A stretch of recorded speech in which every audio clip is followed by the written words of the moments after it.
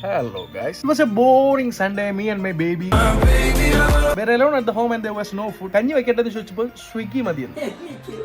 സ്വിഗ്ഗി എടുത്തു, chicken പൊതിച്ചോറിന് order കൊടുത്തു. പക്ഷെ സ്വിഗ്ഗി ചേട്ടൻ വന്നു, പാഴ്സൽ കെട്ടി പൊതി തുറന്ന് നോക്കിയപ്പോൾ ചിക്കൻ കാണുന്നില്ല. ചിക്കൻ കിട്ടാതെ എന്റെ വിഷമത്തിന് ബാക്ക്ഗ്രൗണ്ട് സ്കോർ വായിക്കാൻ 3 സാധനങ്ങൾ വന്നു.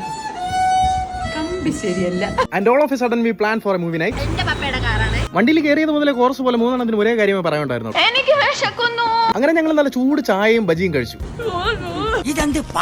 ചായയും കുടിച്ച് സിനിമയ്ക്ക് പോകാനായിട്ട് തിരിച്ചപ്പോൾ ആൻമോളൊരു ആഗ്രഹം പറഞ്ഞു.